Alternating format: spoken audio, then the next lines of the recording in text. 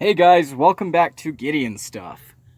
Man, this knife sure takes up the whole screen, doesn't he? Anyways, today we're going to be taking a look at the Formax Scout, as you can proudly see before you. This is a beast of a knife. I love this knife a lot. Oops, spoiler. As you can tell, he's quite well used. Let's go ahead and get into it. Let's see, can we fit the whole guy in frame here? Gosh. Oh man, let's start with our size comparison. Actually, we're not going to start with our size comparisons. We're going to start with our blade length measurement. Where did I put my ruler? That's a really good question, actually. Where did I put my ruler? Ah, guys, do you like watching this unorganized weirdo loose stuff? Hope not. Okay, I found it. So here's our ruler. We're looking at a blade length of, on the thumb studs, 4 inches, pretty much exactly. An overall length of 10 inches. This is a beast of a knife. And for all of you out there who care about ratios, hey, this is the actual ounce and inch, because this thing weighs 10 ounces for 10 inches of knife overall. So let's go ahead and start doing our comparisons. If they even fit on screen with this guy. Here's our Rat 1. Here's our Rat 2. God. I've had this knife for months, and it still makes me laugh every time I put any other knife next to it. I know how big this knife is, and I still laugh. I can't help it. Alright, next, there's our Benchmade Bug Out. Our Spyderco PM2. This knife is a monster. Oh, man. Okay, let's bring out our Civivis. Here is the Praxis. Yeah, Praxis, you don't feel like such a big guy anymore, do you? And here's the Elementum. Yikes. That's just...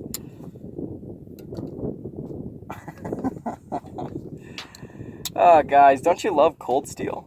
Man, I sure do. And then let's go ahead and wait for that wind to calm down while we compare it against our Gerber Paraframe couple. Yeah, geez. In fact, this whole knife is just a little bit longer than the blade.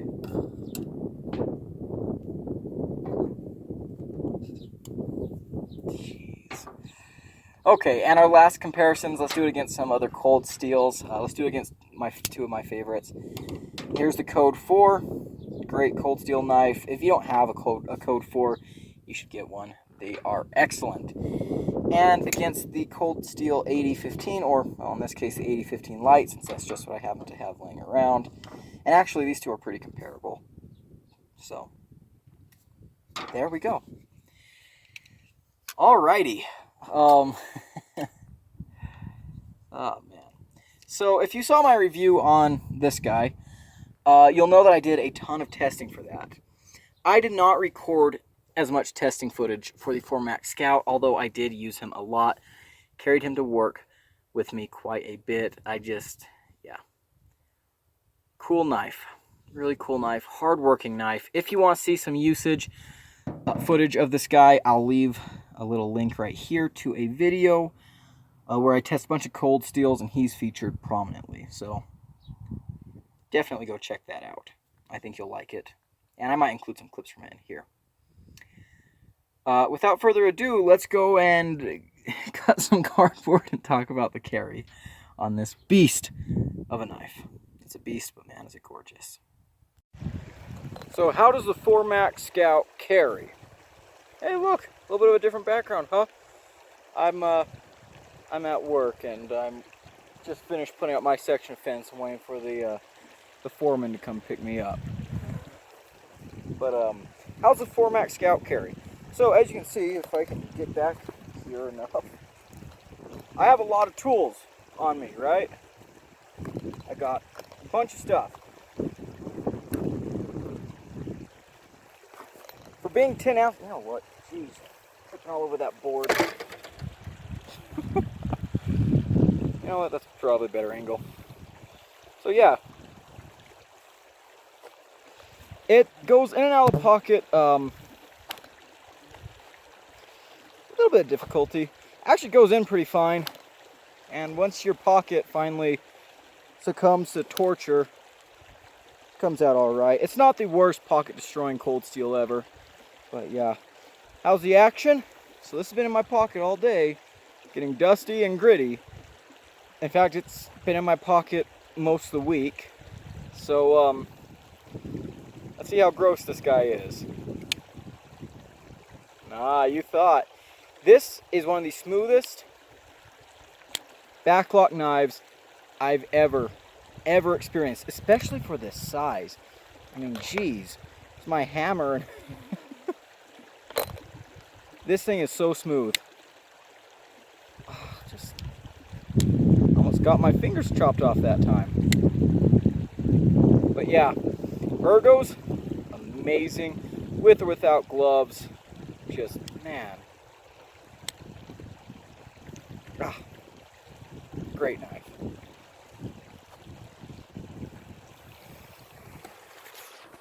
What about that river, huh? Excuse my hand getting in the way.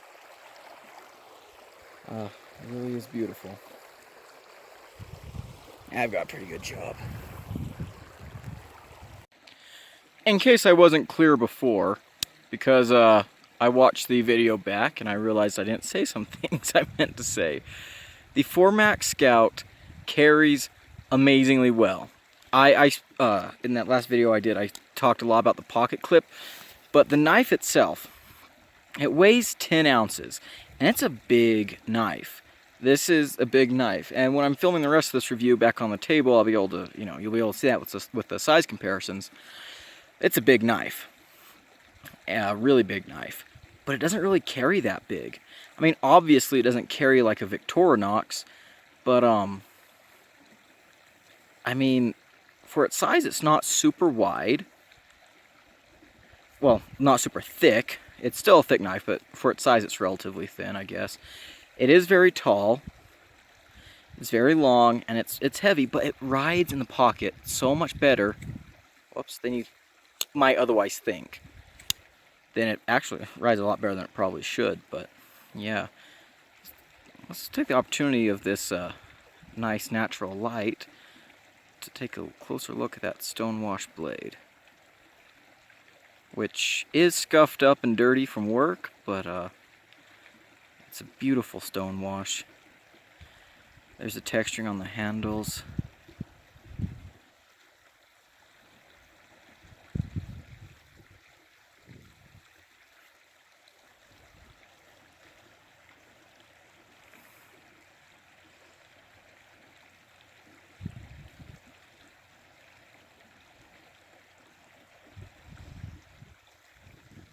Focus on the knife again, camera. Wants to focus on that beautiful river. I don't really blame it.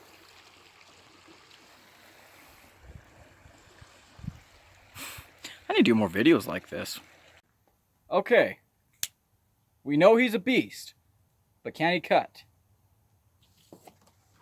We're going to answer that question, folks.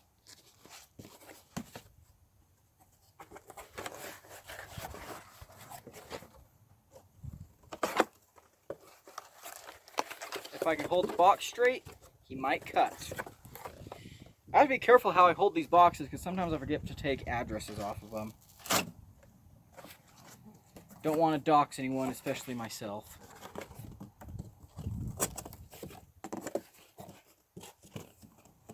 This is not the most effective way to do this. But yes, the short answer is that yes, he does cut.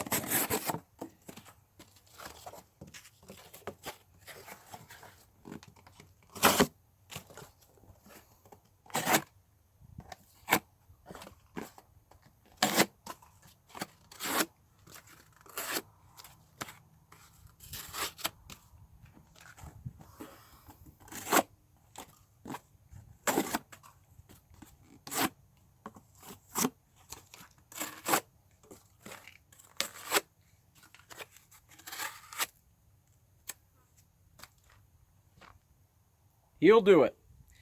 Is a big boy, but he cuts just fine. AUS 10A steel. Love that steel. Probably one of my favorite steels. Period. Yeah, how's the action? See if I can do this. Yes, the action on this knife is stupid good. This knife has no right to be as smooth as it is. Gosh.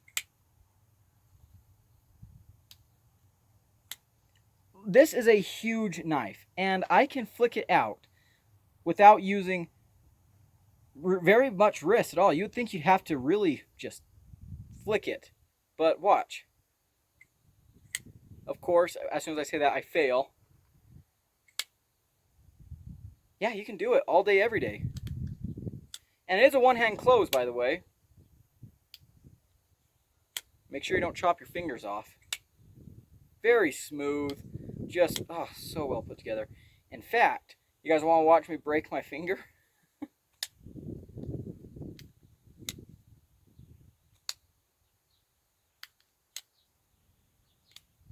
Oops, slipped off.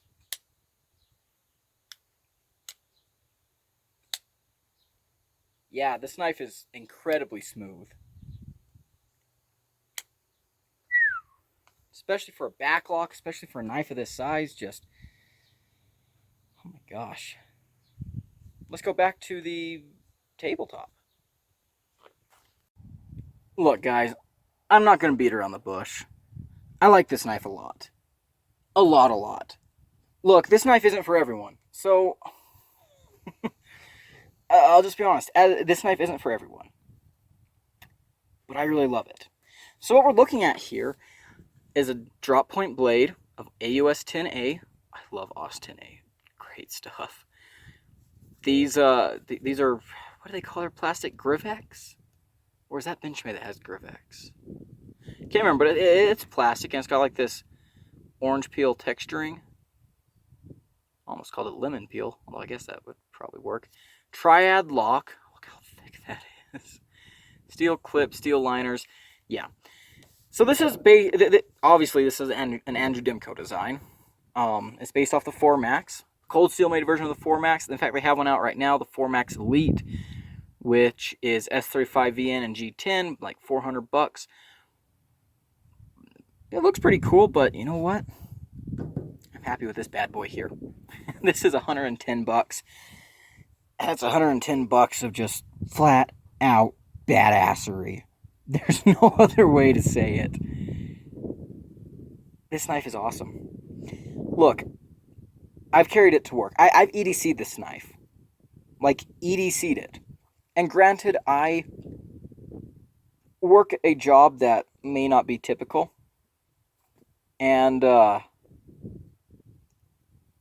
it may not be a job that a lot of other people will do, but man, oh man. This is a great knife. Where do I even start? I'm just starting to gush. Okay, so let's talk about the blade. Flat grind. Is it thin behind the edge? No, it's not. No, it's not thin behind the edge. It's a tank. Man, it's a tank. Let's bring out for blade stock thickness. I always compare to the blade stock thickness to the Rat 1. Yeah, there's a little bit of a difference there, folks. Drop point blade, really nice. This knife looks amazing. I love AUS 10. AUS 10A, this stuff performs so good for me. So good. I beat the heck out of this stuff. Like I said, I have a video of me using this knife. Maybe I'll throw in some clips of that testing footage. I have a lot of footage of me testing the 8015 Lite. If you want more information about AUS 10A steel, it's great. I love this knife. Look, this knife is very purpose-driven, and honestly,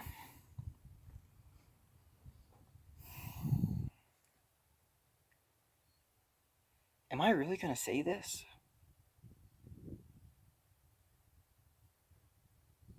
Yeah, I am. There is nothing wrong with this knife. This knife has no flaws. And I know what you're thinking. What? What the hell are you saying? What? Yeah, hear me out. For what this knife is meant to... Okay, let's not pretend. This knife is made for chopping, guys. Look at the handle. Look at the blade shape. Look how freaking thick that triad lock is, and that stop pin and everything. This knife is made to be beat on. And I've used it for a lot of different things. You know, the ergos on this knife are so comfortable. I've used this to, well, here's something. At my job, one thing that I do a lot of is, get out of there, dirt, crud, whatever that is. One thing I do a lot of is fence work. And sometimes I'll be out doing the fence, and I'll be high in the mountains. I don't have very many supplies with me, and I'll come to a spot that needs a stay put in it. And so what do? I pull this out of my pocket, and I go, and I cut one down off of a fallen tree that's nearby. I'll chop one out. Use this knife to just chop it. And it works great for chopping. Grab it back here, chop, chop, chop. And I'm wearing gloves, so it's even more comfortable. And after I finish chopping it down, I'll take it, and I'll choke up on this guy, and I'll shave off all the little burrs and make it nice and straight, and then I'll wire it into the fins. And I know what you're saying, oh, but use a fixed blade. Yes, I also carry a fixed blade at work a lot. But I also carry a lot of other things on my side. I have a whole belt full of tools and stuff that I carry.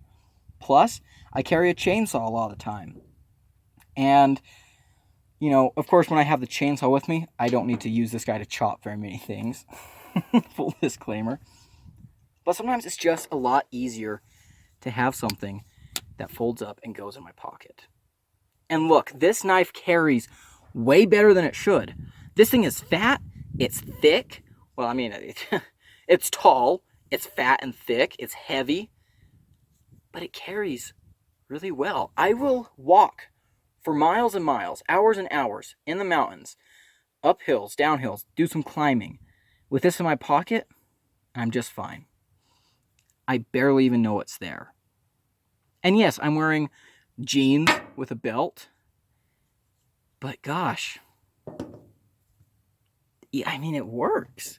It works. And the clip, it's a cold steel clip. It's not the best clip, but honestly, it doesn't bother me that much. It's a solid clip. It's a solid clip. The materials, AOS Tenate, it's so strong. It's really tough, holds an edge very well, pretty stainless. This plastic stuff, backed up by full steel liners. This knife is plenty tough for anything. The triad lock, this knife is so smooth too. After everything I've put this knife through, still locks up like a frickin' bank vault, but it's smooth. Centered. After everything I've put it through, guys, this knife was built to last, and by gosh, it does the trick. And I'm honestly having a hard time coming up with anything to complain with. Honestly, for $110, this is a lot of knife with a lot of performance, and even let's step back from the whole work issue. Let's step back from using this as a practical EDC. If you're a collector, man, this is just a fun knife to have. A really fun knife to have. I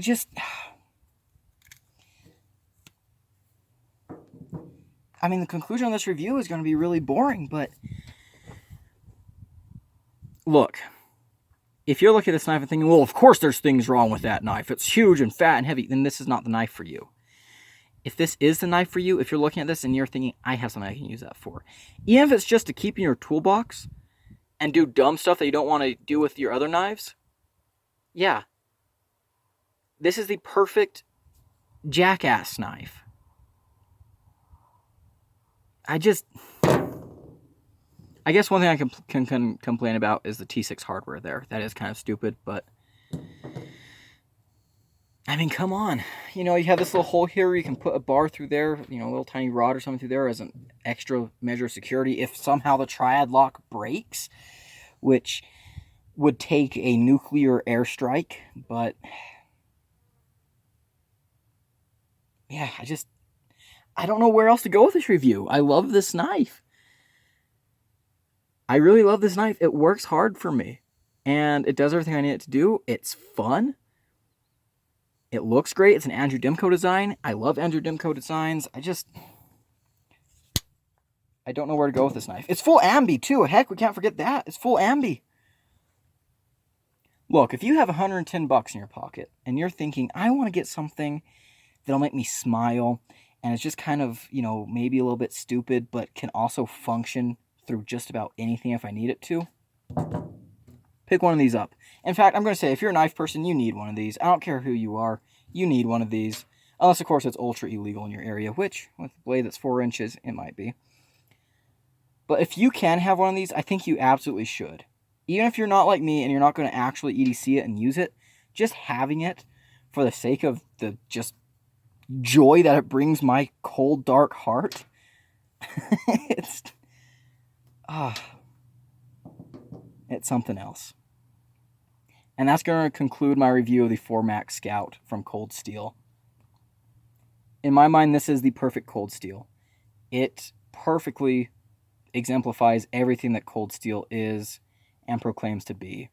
Hardworking, functional, stupid. Just, I love it. I love it. And that's it. Like, comment, subscribe. Gideon. Signing out.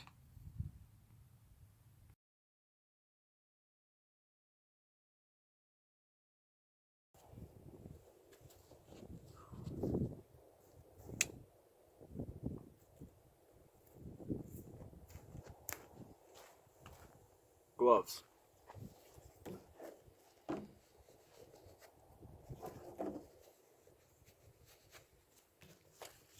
Now we're ready to rock and roll. Alright, so we've got a knot here, knot here.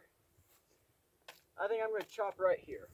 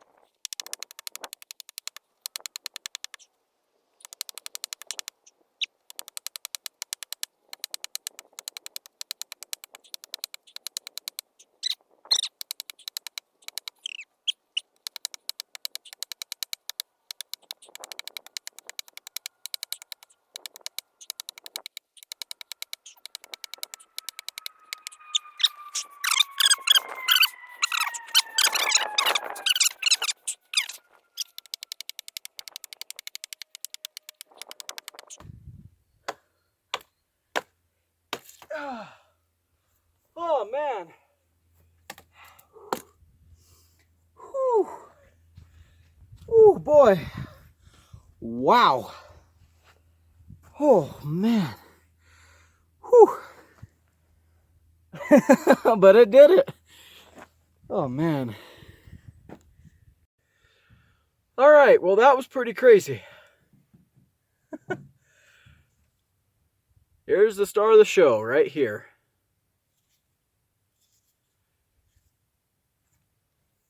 This is what I was talking about with stonewash being awesome on this knife. It just chopped through that big limb. And the blade actually looks good. There's a few scuffs on it, but those are actually scuffs that I can clean off. The edge, if you can even see this, looks spectacular. It's not rolled, it's not chipped. Is it still sharp? I'm predicting that we will see it catch a little bit.